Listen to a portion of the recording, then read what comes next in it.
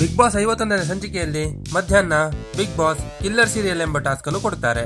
ಅದರ ಪ್ರಕಾರ ಮನೆಯ ಸದಸ್ಯರು 2 ತಂಡಗಳನ್ನು ಮಾಡಿಕೊಳ್ತಾರೆ. ಟಾಸ್ಕ್ ಪ್ರಕಾರ ಮನೆಯವರು ಕತೆ ಹೆಣೆದು ಅದರ ಪ್ರಕಾರ ಅಭಿನಯಿಸಿ ತೋರಿಸಬೇಕಾಗುತ್ತದೆ. ಒಂದು ತಂಡಕ್ಕೆ ಆನಂದ್ ಕತೆ ಹೆಣೆದು ನಿರ್ದೇಶಿಸಲು ತಯಾರಿ ಮಾಡಿಕೊಳ್ತಾರೆ.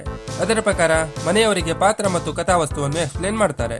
ಇನ್ನೊಂದು ತಂಡಕ್ಕೆ ಮಿತ್ರ ಕಥೆಯನ್ನು ತಯಾರಿಸಿ ಪಾತ್ರ ಎಕ್ಸ್ಪ್ಲೇನ್ ಮಾಡ್ತಾರೆ.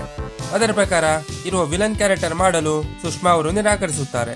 ಅದನ್ನು ಕೇಳಿ ಮಿತ್ರ ತಾನು ಕತೆ ತಯಾರಿಸಲ್ಲ ಎಂದು ಕೋಪ ಮಾಡಿಕೊಳ್ತಾರೆ. ಸುಷ್ಮಾ ತಾನು ನಿರಾಕರಿಸಿದ ಕಾರಣ ಭಾವನಾಗೆ ಹೇಳ್ತಾರೆ. ಕೊನೆಗೆ ಮಿತ್ರ ಬದಲು ಶ್ರುತಿ ಡೈರೆಕ್ಟ್ ಮಾಡಲು ಸಿದ್ಧರಾಗ್ತಾರೆ. ಮೊದಲು ಆನಂದ್ ತಂಡದವರು ರಿಹರ್ಸಲ್ ಮಾಡ್ತಾರೆ. ಅಯ್ಯಪ್ಪ ಡೈಲಾಗ್ ಹೇಳಲು ಪರದಾಡುವ ರೀತಿ ನೋಡುವಂತಿತ್ತು. ಇನ್ನೊಂದೆಡೆ ಶ್ರುತಿ ಡೈರೆಕ್ಟ್ ಮಾಡಲು ಶುರು ಮಾಡ್ತಾರೆ. ಕಿಟ್ಟಿ ಡೈಲಾಗ್ ಹೇಳುತ್ತಾ ಮುಂದೆ ಬಂದರೆ ಆ ಎಮೋಷನ್ಗೆ ಕ್ಯಾಮರಾಮೇನ್ ಆದ ಮಿತ್ರ ಅಳಲು ಆರಂಭಿಸುತ್ತಾರೆ. ಆ ದೃಶ್ಯ ತುಂಬಾ ತಮಾಷೆಯಾಗಿತ್ತು. ಸಂಜೆ ಆನಂದ್ ಮತ್ತು ಶ್ರುತಿ ತಮ್ಮ ಧಾರಾವಾಹಿ ಹೆಸರನ್ನು ಬಿಗ್ ಬಾಸ್ಗೆ ತಿಳಿಸುತ್ತಾರೆ. ಆನಂದ್ ನಿರ್ದೇಶಿಸುವ ಧಾರಾವಾಹಿ ಹೆಸರು ವಾಸ್ತವ ಮತ್ತು ಶ್ರುತಿ ನಿರ್ದೇಶಿಸುವ ಧಾರಾವಾಹಿ ಹೆಸರು ಕಾಲಚಕ್ರ ಎಂದು ತಿಳಿಸುತ್ತಾರೆ. ಧಾರಾವಾಹಿಯ ನಟನೆ ಶುರುವಾಗುತ್ತದೆ. ಮೊದಲು ಆನಂದ್ ನಿರ್ದೇಶನ ಧಾರಾವಾಹಿಯಲ್ಲಿ ಆನಂದ್ ಹುಚ್ಚ ವೆಂಕಟ್ ಆಕ್ಟಿಂಗ್ ನೋಡುವಂತಿತ್ತು.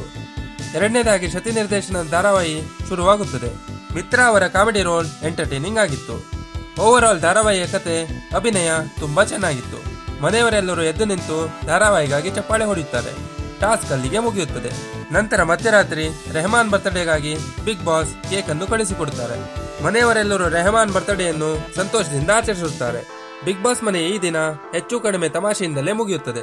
ಮುಂದಿನ ಸಂಚಿಕೆಯಲ್ಲಿ ಏನಾಗುತ್ತೆ ಎಂದು ತಿಳಿಯಲು ನಮ್ಮ ಚಾನೆಲ್ ಸಬ್ಸ್ಕ್ರೈಬ್ ಮಾಡಲು ಮರೆಯದಿರಿ.